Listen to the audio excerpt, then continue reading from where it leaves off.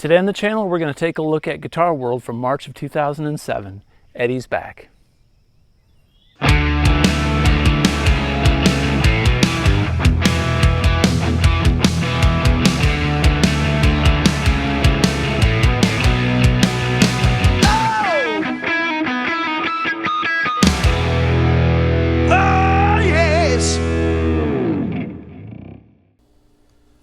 Today we're going to dig into Guitar World magazine from 2007. World exclusive, Eddie's back. The dramatic return of the world's greatest guitar hero. So we got Eddie here on the cover with Frankie. This very may well be the replica for $25,000. I think that's the real thing though. Alright, I was so excited when this came out because Eddie had been through a bunch of stuff on that reunion tour with Sammy, and I was glad to see the King back. Alright, look at this. This is Jimi Hendrix Plexi.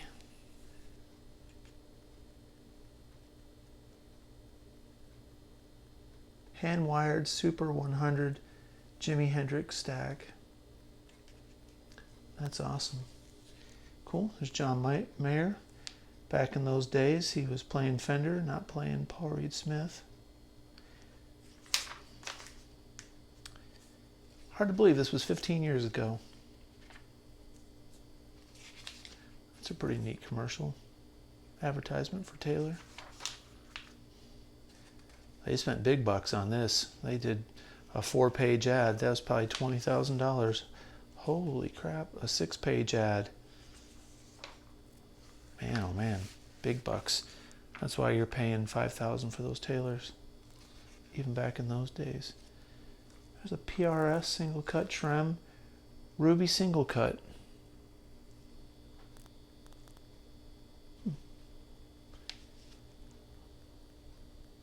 There's the Frankie.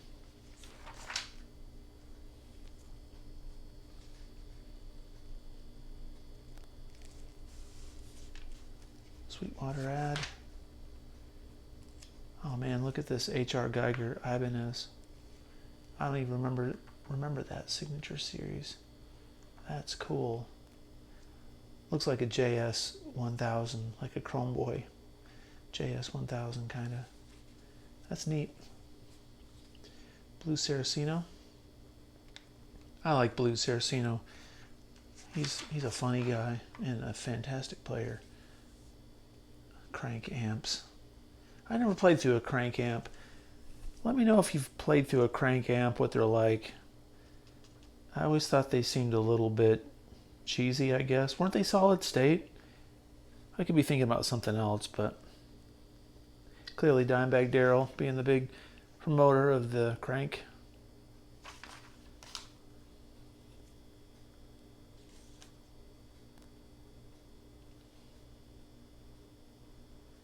Eminent speakers and those Epiphones. I've seen these things used these days on the market. You can get them pretty affordable. Never played through one. King of the Blues, Guitar Center. Know Your Roots, Be Original. Samson. That's a Sam Ash product.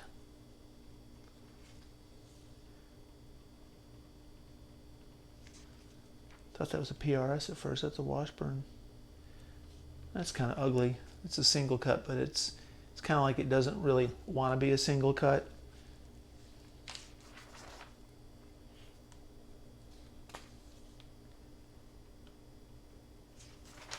Randall amps. Paul Westerberg PW580. Let's see what this woodshed says here with Brad Tolinski. Fantastic. Whenever anyone finds out we work with Guitar World magazine, the first question is usually, do you know Eddie Van Halen? In a way, the phenomenon is not surprising. After all, our association with Ed has been long and fruitful. Further on in this article here, it says, at the moment, it looks like this is going to be a big year for the guitarist and his fans, and you'll see Ed is kicking off 2007 in a big way with the release of a new guitar and the unveiling of the new EVH brand. Yep, birth of EVH. That's when David Lee Roth got back in the band and they reunited after 25 years. That was a huge, huge year. There it is, the EVH Frankenstein replica. 15 years later, you can pick it up for under $2,000, used for about $1,600. This thing was 25 grand, but came with a bunch of cool stuff. But man, I just don't see the return on investment. If anybody bought one of those that's watching this, I think you'll probably get out of it what you paid for it, but I don't know. I just don't know.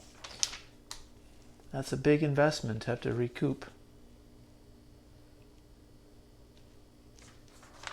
Cool guitar, but a lot of money.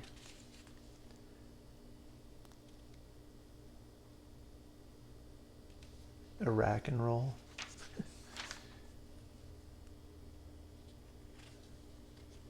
Yeah, that was back in 07, man. That whole Iraq conflict was strong.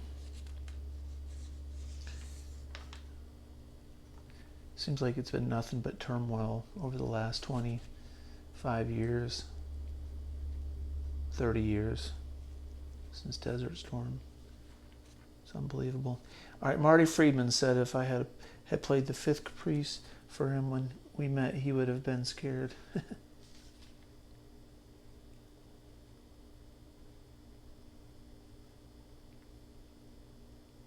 Jason Becker, he's still around, by the grace of God. Such a horrible story. But even back in 07, he's making headlines here. Remember seeing the video where Eddie brought out some guitars for him. It's on YouTube. Very heartwarming.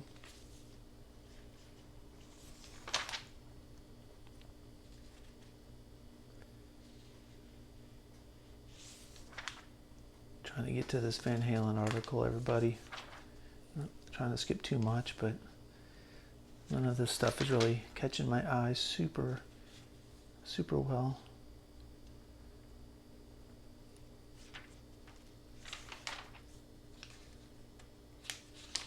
Tone bigger than Texas. Yeah, those are great amps. Stiletto Ace. Alright, some kind of monster. With the release of the EVH Frankenstein replica, Eddie Van Halen at long last reveals the secrets behind his homemade guitar and the other gear that helped him create his famous Brown sound, by Chris Gill. When Edward Van Halen assembled his first homemade guitar in '76 from spare parts he bought for $200, he probably never dreamed that he'd have a brand of his own. Yet 31 years later, Van Halen is making history by offering his own line of guitars, amps, and other musical equipment in his new venture, EVH. Nobody made what I needed or wanted, so I made it myself. I started my own product line because I want to do what I effing want.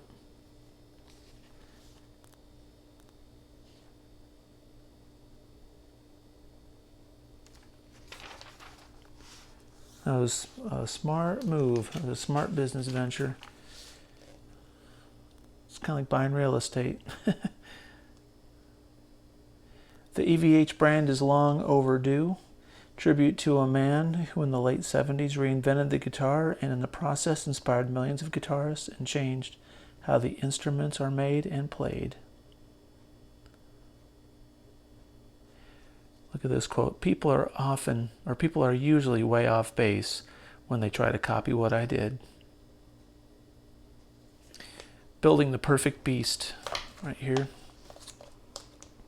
Over the years, the story of how Ed built his original homemade Frankenstein has become riddled with errors, some of which he dropped deliberately to confuse copiers. With the release of the EVH replica, Ed no longer sees any point in obscuring the truth and has given Guitar World an in-depth story behind the instrument's creation.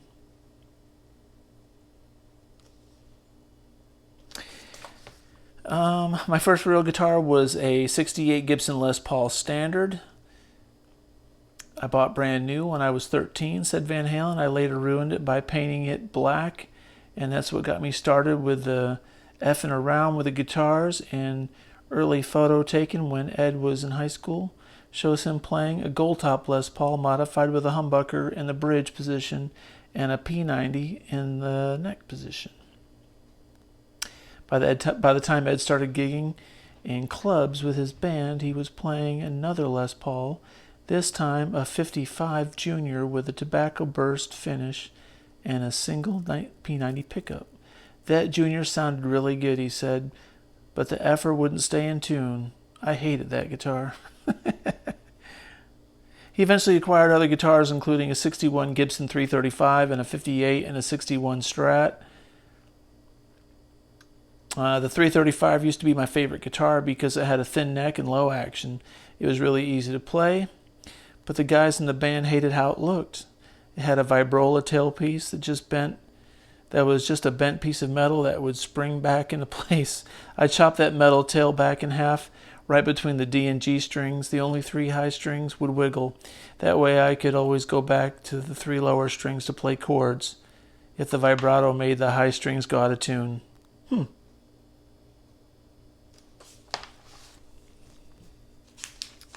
There you go, some interesting facts about that 335. Man, he had a lot of vintage gear.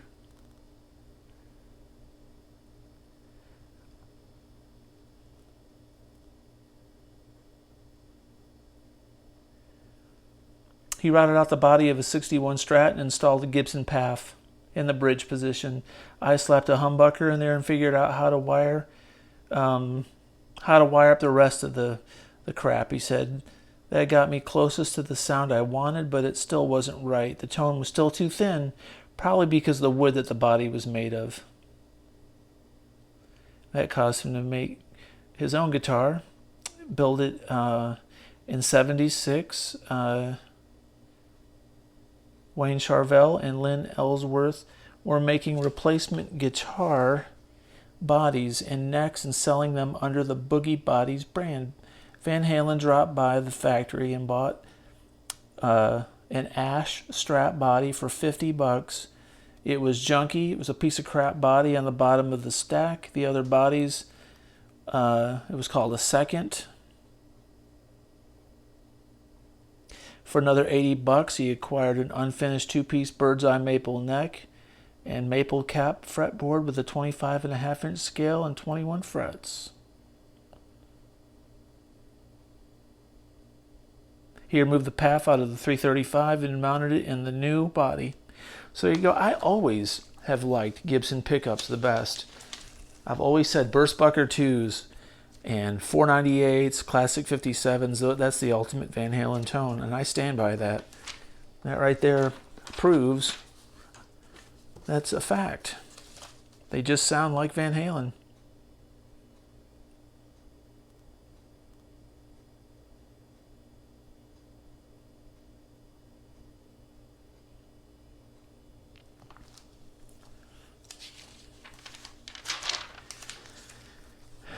The Repro Man. Chip Ellis of the Jackson Charvel Custom Shop reveals the secrets behind the EVH replica. Should Ed ever decide to auction off his original Frankenstein guitar, conservative estimates are that it will see an all-time record price for a celebrity guitar well in excess of $1 million. Well, we know that would go for more than that now. All of my pickups are basically effed up, says Van Halen. I tend to pick really hard, and when I play the high E string, it always gets caught in the pickup coils. That breaks the winding on the coil, and then someone tries to measure the pickup's output. It reads 0. I don't know if the dang thing is out of tune or what, but it definitely has a unique sound. That screwed up pickup is a big part of my sound.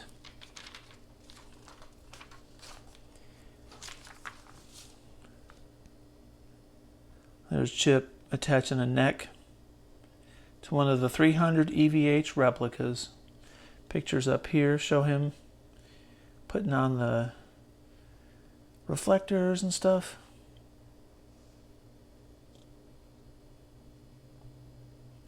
Guitar World says, after you got the initial work order, how did begin work on the replica guitar? They typoed. We brought the original guitar into the custom shop and took it apart and made patterns from the body, but we made sure we put it back together and give it right back to Eddie. When Ed and I started working together, he trusted my judgment with everything. He had no problems with letting me hang on to the guitar for a while. We take it back from him and as we needed it, and Ed's super cool about that. He has catered to our every need. That's pretty awesome. Hey Ed, can I borrow that Frankie? We need to measure we gotta measure that pickup routing one more time. We lost the piece of paper we put it on. Yeah, man, come over. I just think that's the thing of beauty, man. Every Van Halen fan does. It's just so great.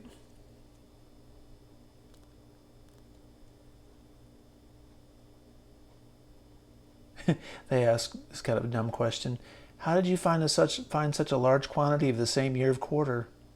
We found a guy on eBay that was selling rolls of uncirculated 71 quarters. It's almost a shame, really. We have these pristine quarters that we have to destroy. And that's illegal, isn't it? Destroying currency. Ed used a DiMarzio 500K pot. We're using a standard 500K pot, but it's low friction version because it's so worn out that it turns really easy. The design of the Floyd has changed over the years. What's the biggest challenge in duplicating? And Chip says the brass block and the strings and the springs mount to it is an older block and is much thicker than the current version. We had to find and buy every one of those blocks that we could get our hands on. We faced the challenge with the tremolo arm. The old style one didn't have the thumb wheel that that you can use to adjust the tension. Ed's was very tightened up all the way. It was very floppy. We're doing that too. How does he have the tremolo springs arranged? It's all kind of lopsided. The spring on the treble side and the one in the middle are straight, while the bass side string is at an angle and anchored at the edge of the block and the second claw in. There's a piece of white duct tape over the claw to keep the ground wire coming from the control cavity from going into the springs, and we're doing that too. They asked if the reflectors were there, and he said, yeah, the reflectors were still on the body. The pursuit of tappiness.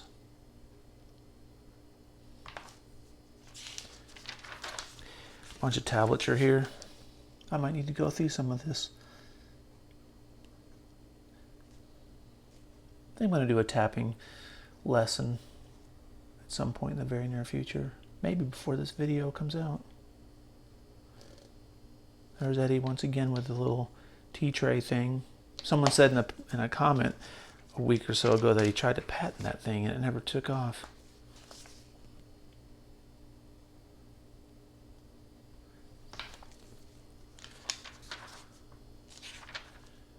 There's Kirk.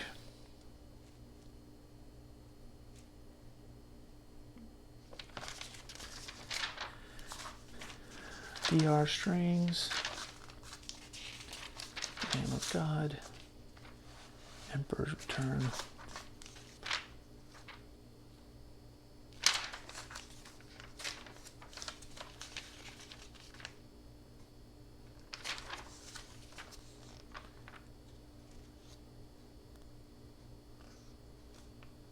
Steinberger. Still advertising guitars in 07. Here's some, there's the Van Halen store. They're already starting to pitch the flanger that came out. Flanger and the phaser came out first, from what I remember. And then a while later, you got a bunch of shirts and flip-flops and shorts, picks, you name it. Look at Satch pitching this little PV.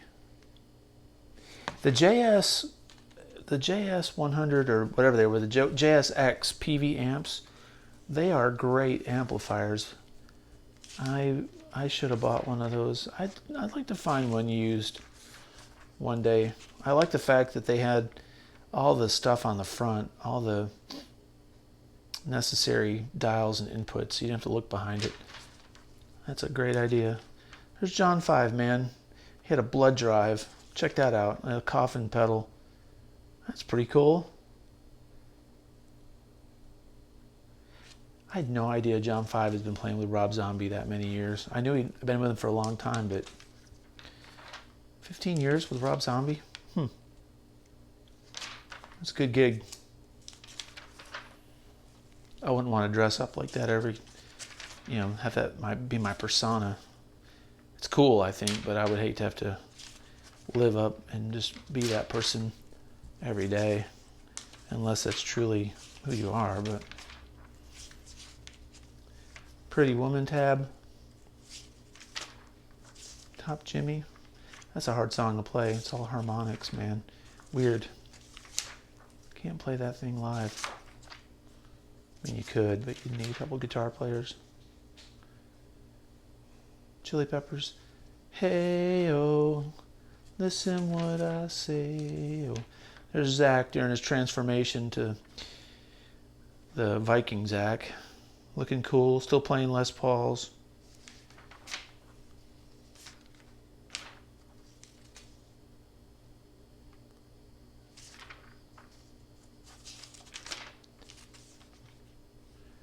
Instruction videos. When people still didn't go to YouTube. There's Ed. That was him on the 04 tour. He's playing, that looks like a Charvel Striped series that he was playing on the 04 reunion tour. I like those Charvel Striped series. Things are pricey. I should have bought one when I had a chance, but they were over $2,000. Here's the Volkswagen guitar. I did a video of this thing recently. That didn't do too well, but I did the video and it was fun. So if you see this, I did a video of the Volkswagen guitar going into my Volkswagen. So spoiler alert, it sucks, but it's a cool video. So check it out, man. That's pretty much the end of the magazine. Thanks for checking it out with me. If you enjoyed this video, please like, subscribe, comment below, and all that good stuff. I thought we were almost at the end.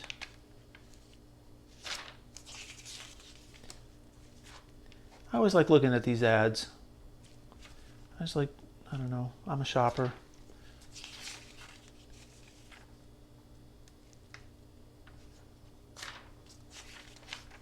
Nothing too interesting.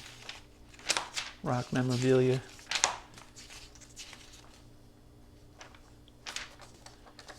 Okay, there you go, guys. And the 4 girls that subscribe to my channel. Eddie's back. Guitar World 2007. This was the start of the EVH brand and the introduction of the $25,000 EVH Frankie replica.